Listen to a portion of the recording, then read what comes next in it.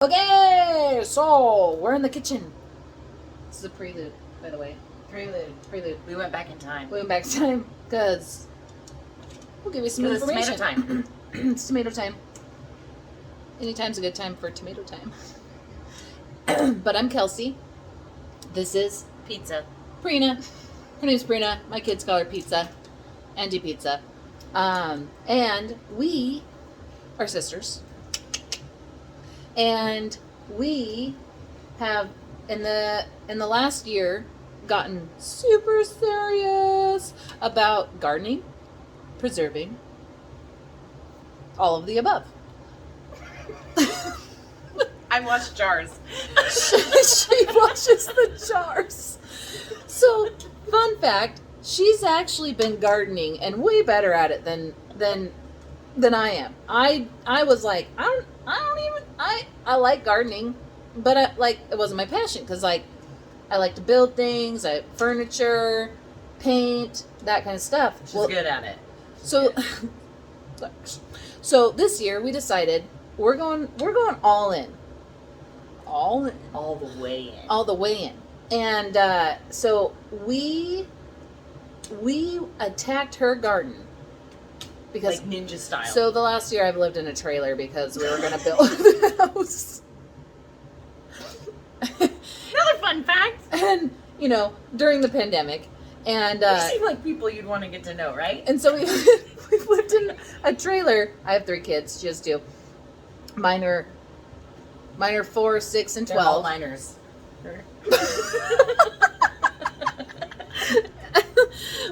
Mine are 4, 6, and 12. 14, 6, 17. And so we sold our house, moved into our trailer and my parents' property, which is next yonder, right across the field. Just past the pasture. So and we bought 4 acres to build a house on. We've been in our trailer for a year and a half, and we decided, you know what, it's going to take another 2 years to do that, and we need to. I was all for the 2 years. Yeah, she doesn't want me to leave, but I need a house. Yeah, so today, 10, 11, 22. Well, we signed yesterday. 10, 10, 22. Those are good numbers. Go. 10, 10, 22. And 10, 10, 22. 10, 10, 22. And so we signed yesterday. We officially closed today. We got our keys. And we're moving on to a 14.5 acre homestead. House needs some work, but the property is amazing. And so this last year, living on my parents' property right next door to my sister, we actually finished my vegetable garden the whole year. Yeah. We didn't, there was one basket that we did have to throw some things away because it sat too long. But we have literally harvested every single thing out of her garden and my gardens that I did over at my parents' house. And we're going to do a garden tour on that. But we did plant a lot of tomatoes. Our summer was kind of off this year. We had a really slow start. We're in the Pacific Northwest. Yeah. And which is great. Well, the weather's swell. Yeah, well, it is, but our summer was really slow starting. This was a very weird year. And so we grew up with parents and a grandma that gardened, but we've never gotten so serious into it until this year. And we kicked the crap out of it this year together. We kicked last year's garden's ass. Yeah. So we just want to take you along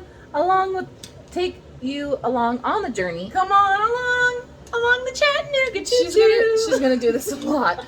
And no, it's choir. Probably.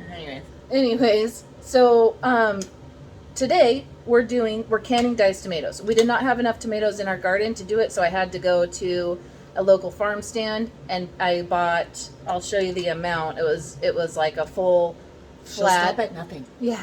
I come home with stuff and I go, we're canning this tonight. I picked up a few 100 pounds of this.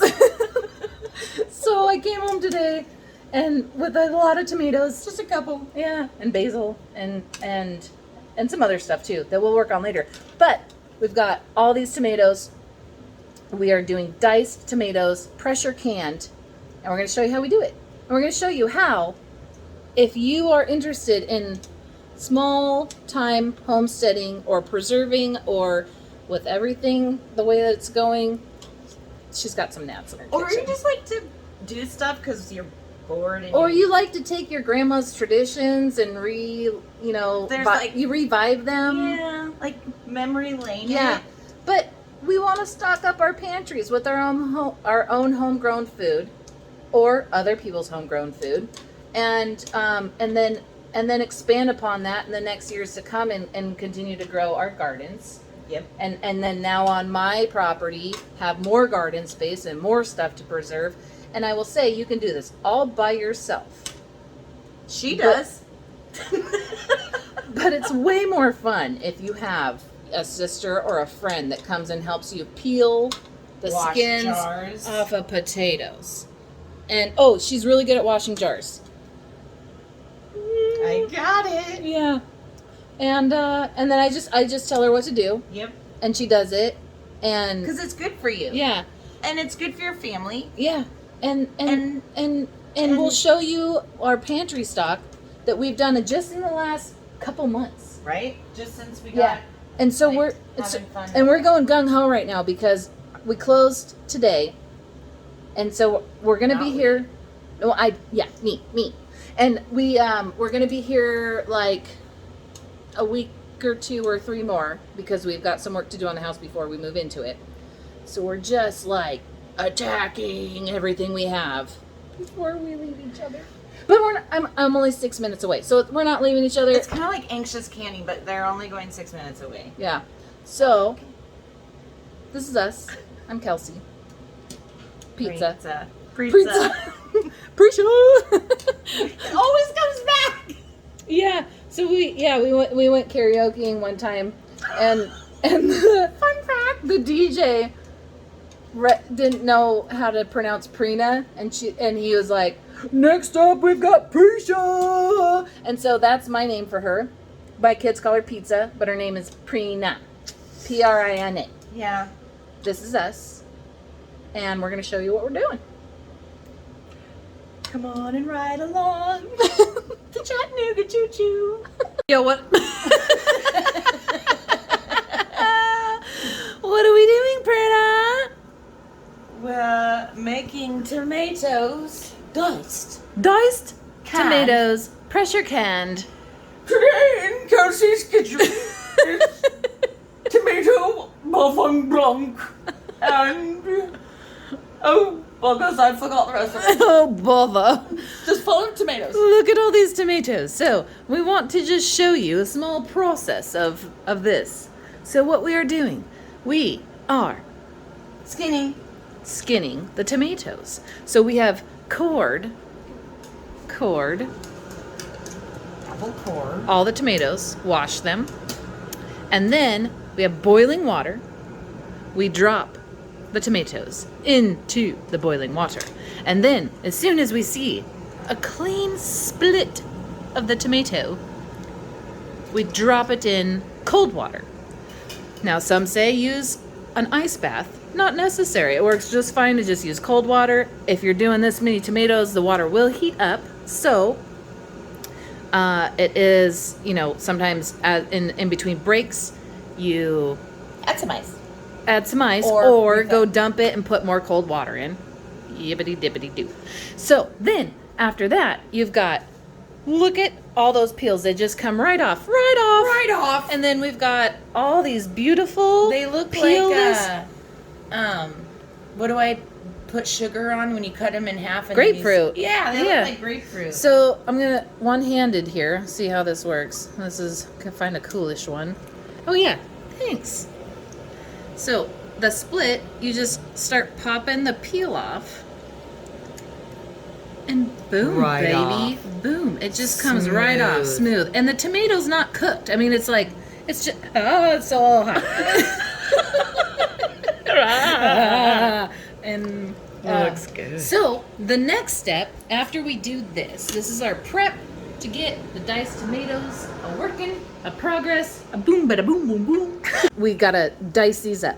and then we'll show you the process in which we can them. And we are going to.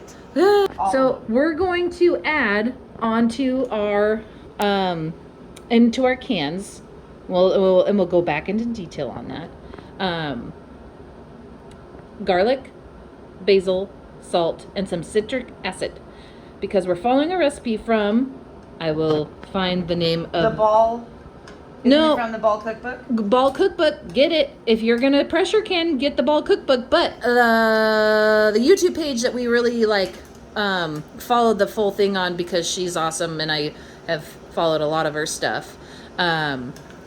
She does it without adding boiling water to the diced tomatoes in the jar before you pressure can, because she lets the tomato juice be the juice, and juicy. It does make a difference in the timing of which you pressure can. You can still water bath can it, but water bathing without the boiling water in the mixture makes it much longer. And she says that the seal is much stronger when she pressure cans it, even though you can water bath can tomatoes. So follow along and we will show you how to turn all these tomatoes into diced tomatoes canned that are shelf stable for a long time to come. For long. It is. These are all of our skins that we've piled up and saved, because we're gonna attempt for the first time. Well, this is the first time we've done these diced tomatoes. This is our first time at doing a lot of things. This is what we've been working on the last couple months. With everything coming out of our garden, and in our attempts to really start learning how to preserve and making things shelf stable, we've been doing a lot of bone broth. Every time we cook anything, we do have soup bones, so we'll just make beef bone broth. And anytime we cook, like we'll do a whole chicken, and I have a couple chickens that I'm going to cook up from a recipe that I learned from Roots to Refuge, who I love. She's my all time.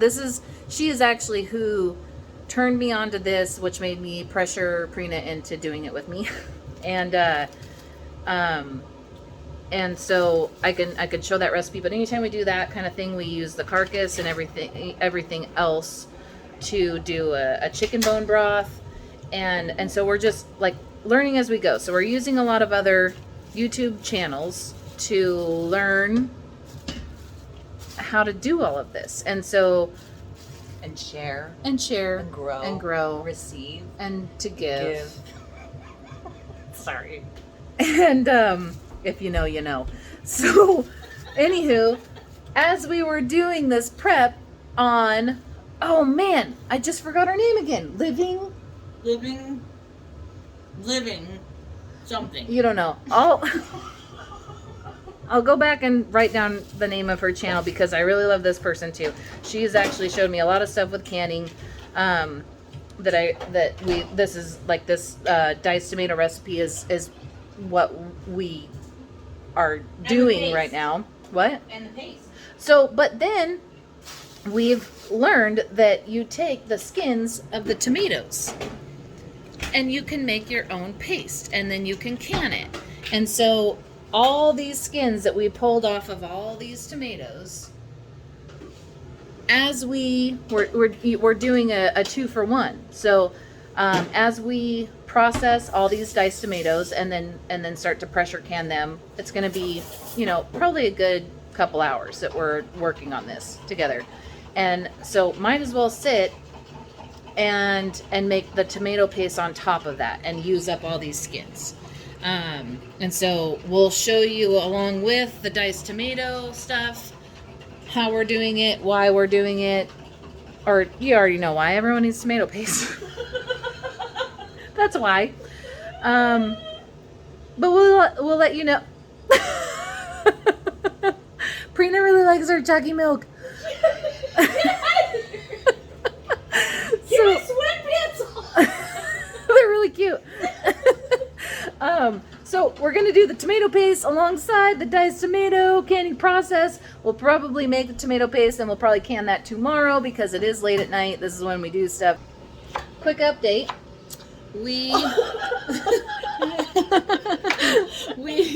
We've gone through, this is my pop socket. So this is the last of the tomatoes we're dicing. We've got that and that full. We are going to Don't cook the tomatoes. No, we are going to Dice them. Cut them up to the end. Prina. This is just her normal. All the time. All the time. So, no. So we've got all these tomatoes diced up. And we've got a little bit more to go. We are going to flavor our diced tomatoes because we have talked about it and realized that anytime we use diced tomatoes, we like them like we always buy the seasoned with garlic, basil, something else, salt. We're gonna salt them, basil, Season. Italian style. Anytime we use diced tomatoes, whether it's chili, spaghetti. Why wouldn't you put salt, pepper, and garlic into your stuff anyway? Yeah, so I mean it's already pre-seasoned. You can always add more if there's not enough. But I also want to give you an update on.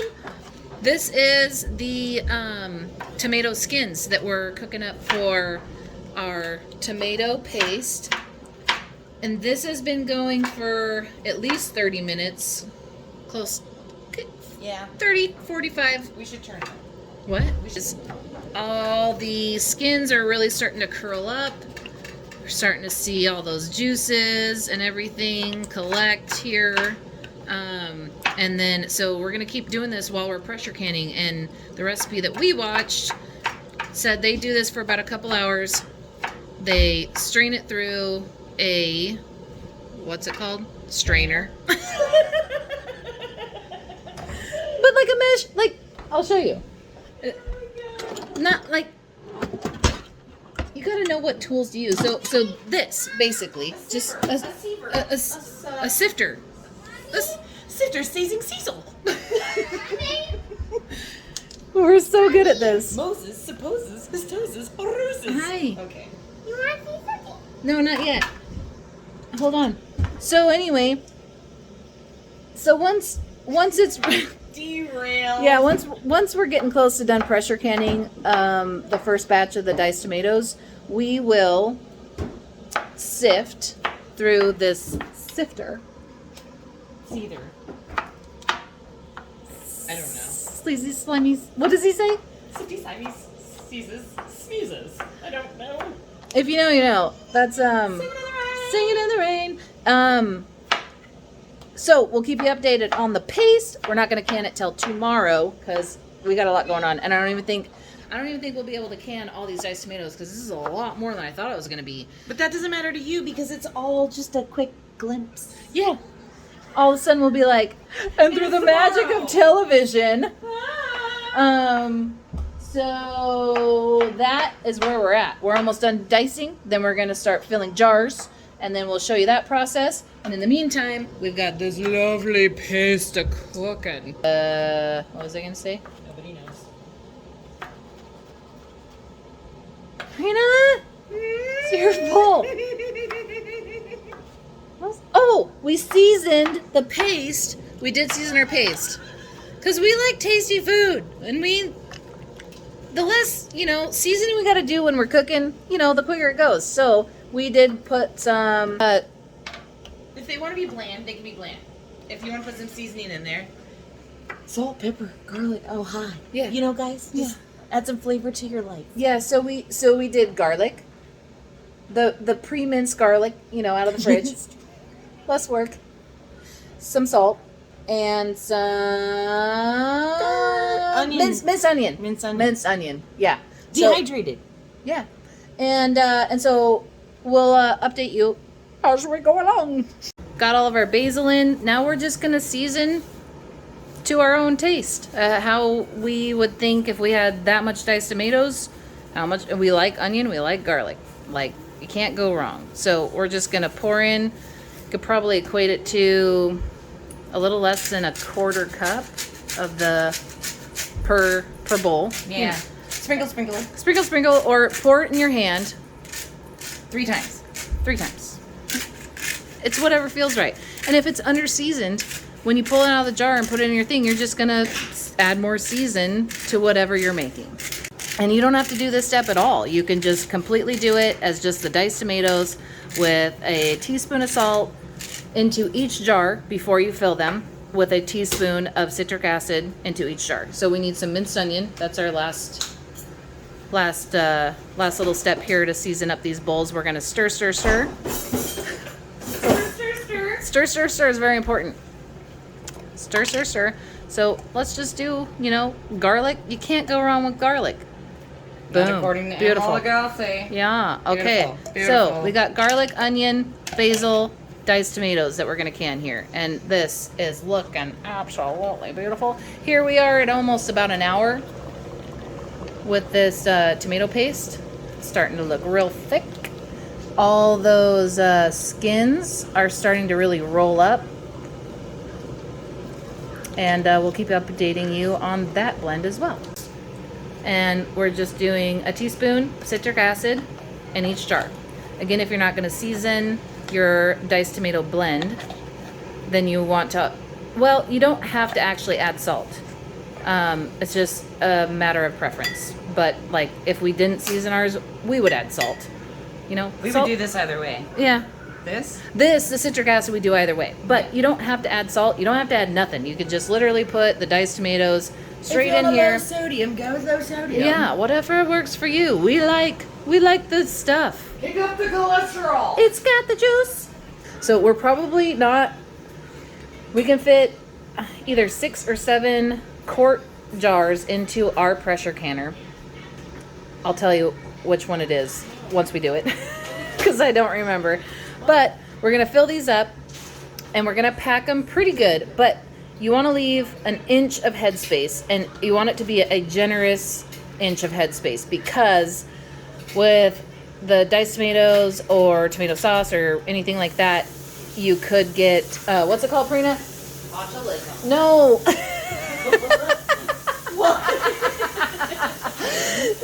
No, not seepage. No. Seepage. Oh God, anal leakage. No, Prina, we're making a video. No, where it comes out, siphoning. Well, I'm cutting all this out. Maybe not. I don't know. Jeez Louise, Prina's so inappropriate all the time. She can't hold it back.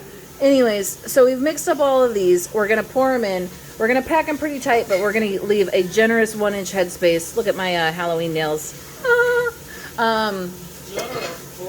Yeah, and then we'll fill as much as we can, and we'll start the pressure cooker, and we'll show you that process as well. Shot. So we're gonna stir, get to the bottom, and fill.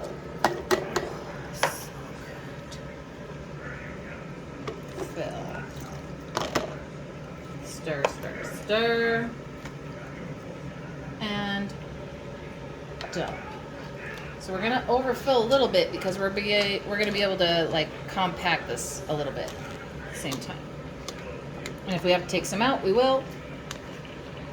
Just want a generous 1-inch headspace. So now that the jar is full, we will pack it, and then we'll show you how to measure headspace if you don't know how to do it.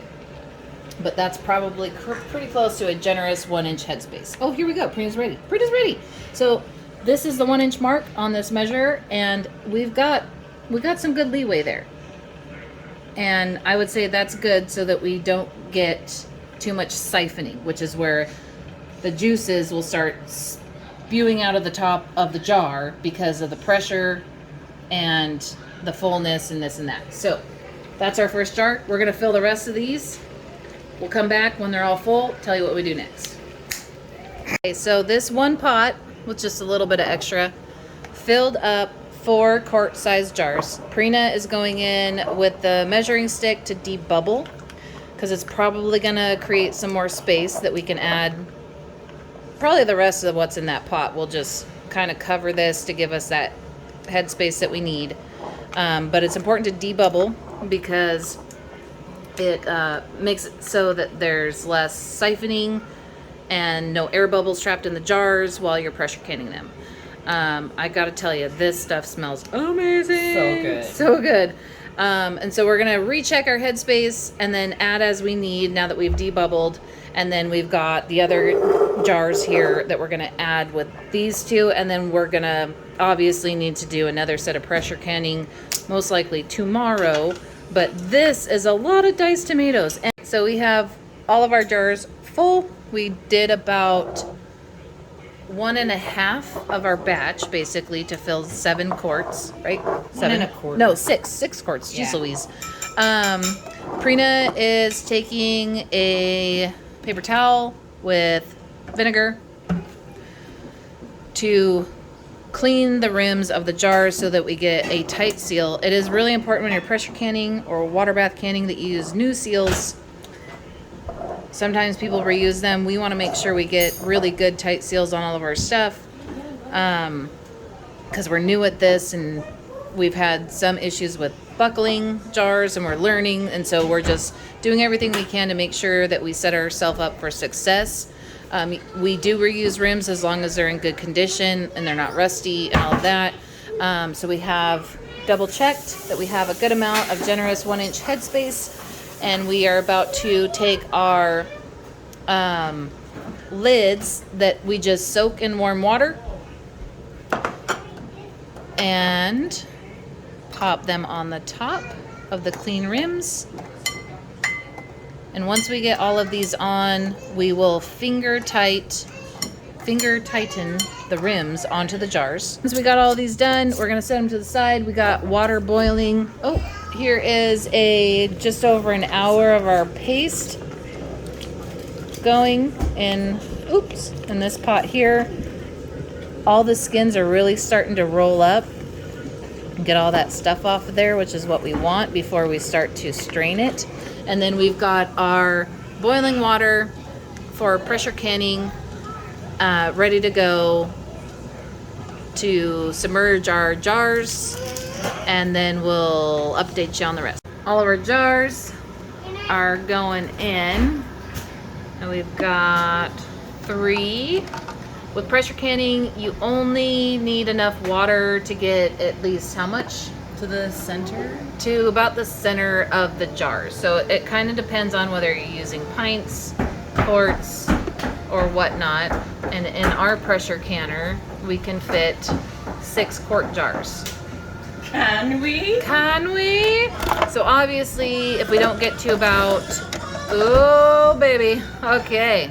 Yeah, there we go, that fit. Oh, this is a little squishy. That's okay. I feel like the tighter your jars are, and you don't want them too tight, but when they are all close together, the less rattling and the less likelihood of your jars clanking together and breaking. And so we are ready to pop the lid on.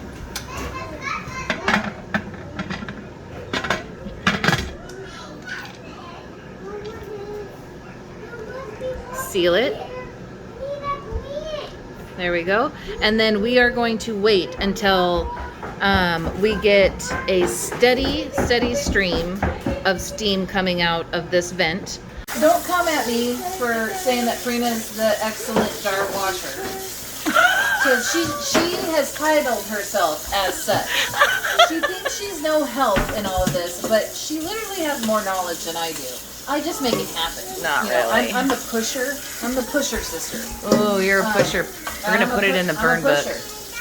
But she likes it. Yeah, push her to do it. But what I will say is she washes the jars. She preps all of that. I clean everything when we're done. And which is nice when you have 2 people in the kitchen, because as she's kind of tidying things up over there, kind of finishing our process on that side, I come do the dishes. We try to end the night with a clean kitchen, so we wake up with a clean kitchen, because that makes everybody happy. Everybody's happy with a clean kitchen. We're just destroying her kitchen, not mine. I like to make sure I leave her kitchen nice and tidy and clean for the next day. Cut. That's some bull crap right there.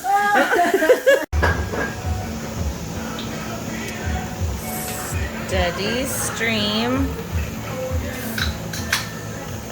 Well, you can't see it, but I can. Oh, here. This is what they do in Oh yeah, like the makeup palette. Yeah, to block the mirror. No. No. Yeah, no. Oh, that's hot. Oh my god. Yeah, there's a steady stream. Steady stream. We got a steady stream. Careful now. The pot's really hot. Did you touch it? And then now it's been 10 minutes. Timer went off. We're gonna put the weight on the pressure valve. Woo-wee! If you're too scared, use a glove. But you know, I'm brave. we got strong hands. Yeah. We can scold the Crap stuff out of it. Stuff out of it. So now the time on this, because we didn't add boiling water to it, for pressure canning diced tomatoes is 25 minutes. So we have 10 minutes. We have Put 10 the- minutes of straight of steady stream. Right. Then we put this on, and we're gonna bring this to 10 To pounds. 10 But pound. We go to about 11. Yeah, we just, it's super important to not drop below 10. If you drop below 10, they say you're supposed to start over completely, and then your stuff gets really overcooked. So what we're gonna do is we're gonna let it come up to pressure. At 10, we're gonna lower the heat, or just before 10, lower the heat. Once we get to 10, we start our timer, but you can't let it go below the 10. No. So we try to hover around 11, and we're at 2 hours now on our paste. We are ready to start sifting this paste.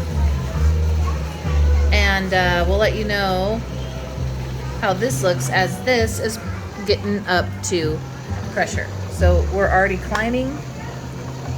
You're gonna hear a lot of pops and cracks. The first few times we did this, we were scared because we heard a lot of pops and cracks and thought, oh man, our jars are breaking. It was tense. All this work. It was like Yeah, the past, the present, and the future all walked in the room at the same time. it was tense. Anywho, so yeah, you're gonna hear that clinky clinky. The water's boiling, the jars are moving. You may open your lid and find some broken jars. We have not. With all the noises we have heard going on, we have not. So we're going to start straining this and processing this paste into this bowl with our sifter, siphoner, strainer, whatever you want to call it, and then we'll tell you what we're gonna do next. We're gonna just mash it, and it's gonna be a process to get all this stuff through and only have the skins left over. And then we're gonna set those skins aside because we're also gonna recook them, because that's, the YouTube video we watched said to do it. So we're just doing what we see, and we're seeing what happens. And don't come at us because we're new at this. We've been doing this for about 3 months. Listen, go do it with somebody else that Yeah. knows what they're doing Yeah. if you want a better idea. Exactly. Like, If you want to learn with us, Yeah. learn with coming us. along for the ride is what we're doing On here. the Chattanooga Oh, Choo this is getting really hot. Ooh, baby. See, this is okay. It got real high, so I turned down 3 clicks. It's going to come back down to about at least a 13. 3 clicks. And I'm going to let it hover there. Ooh, baby. So, yeah, I did another click. We're gonna let it come. We're gonna let it come down. See, you got to make sure one person's watching that, and then Never take your eyes off you it. can't take your eyes off it. This is a We are nowhere near the caution sign I want to no, know. So- exactly. And we've done this, and Sure, we've done this. you don't want to go below, but you don't want to go too high. So, I had a thought. Are we going to show them this if it gets messed up? yeah, totally. That's the fun. That is like the pure beauty of what we're trying to do here. Well, you heard it here, folks. Yeah, we're showing it all. Good, the bad, and the ugly. Anywho, this is coming back down now.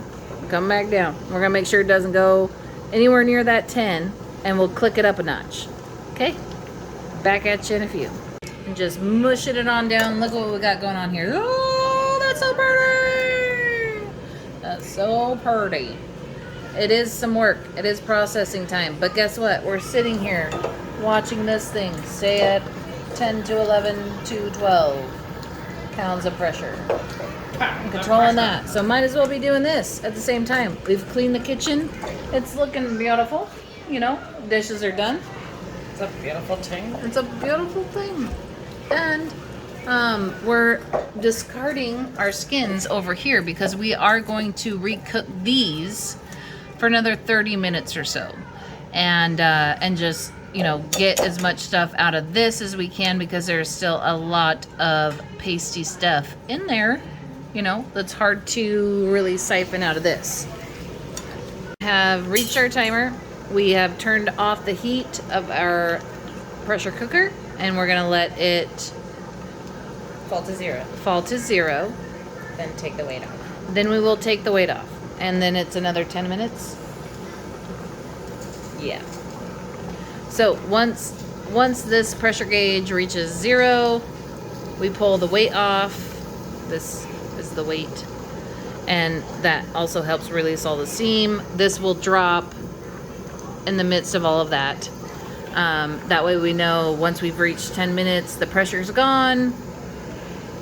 We can safely remove the lid from the pressure canner. Because that's a lot of people's fears. But as long as this is all the way to zero, this is dropped down, no more pressure in there. You can twist off the pressure canner lid and we will release it and let it sit on top for about 5 minutes just to really let the jars cool down naturally. We don't want to pull them straight out because you could get that temperature change, cracking of the jars. Here we are with our paste, but this is the skins left over from all of the straining. So we are going to put this back in the pot.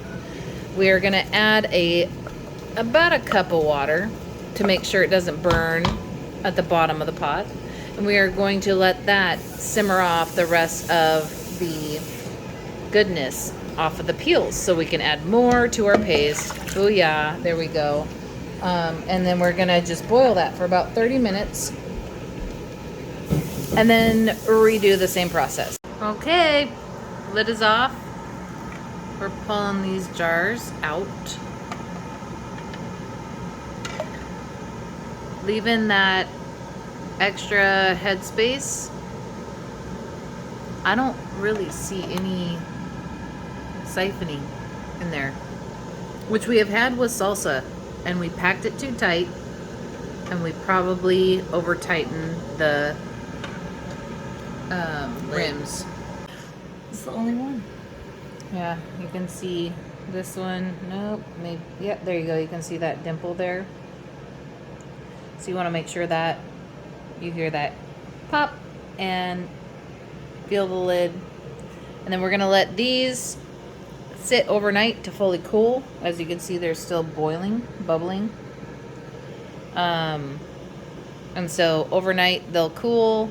Tomorrow we will check all the seals, take the rims off, wash them, label them, and then put them on the shelf. And these are shelf stable. Till we eat them. Till we eat them. And they're beautiful. No, my gosh. Prina, you would. So this is the remnants of the second boiling of the strained out skins. We strained this into the bowl. This is actually quite a bit of paste for what we thought we were going to get. We are going to seal this up for tomorrow, and we will probably boil it down a little bit more to get some of this liquid out of here and make it just as thick as we can possibly get it. We will add on to the video to see the final product, and then we will put them in 1/2 pint jars and then pressure cook these as well. And nom. This is Prina for you. But I just wanted to end the video to just show what we accomplished while I was at the house packing and or taking loads over, basically. Prina canned up the rest of the jars. So update, 6 jars is what fits in our pressure canner. And so these are the jars. They did obviously drop down, which is fine. They all sealed perfect. And so we have removed the rims because what we've learned is that you remove the rims because if you keep your rims on, it in your lid does unseal what False the seal. or have a false seal. Your rims can reseal it, which is the false seal. I was getting there. I thought you were asking me. No, I was explaining. So then, when we're done and they're canned, we will wash and rinse them so that there's no, stuff on it's all clean. No mold can start growing or anything like that. Then we date them, label them what they are, and then we will put them in her hutch. Add 5 more jars. Hey, it did. Prina. Oh, nope, it's not.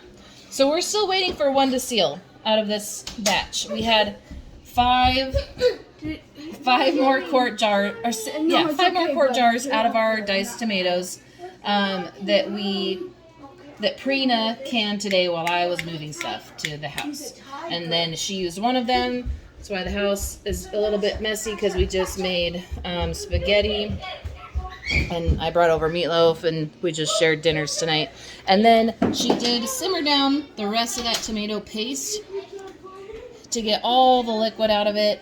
It is so pretty. And all of that paste, after boiling it down, it's so loud in here,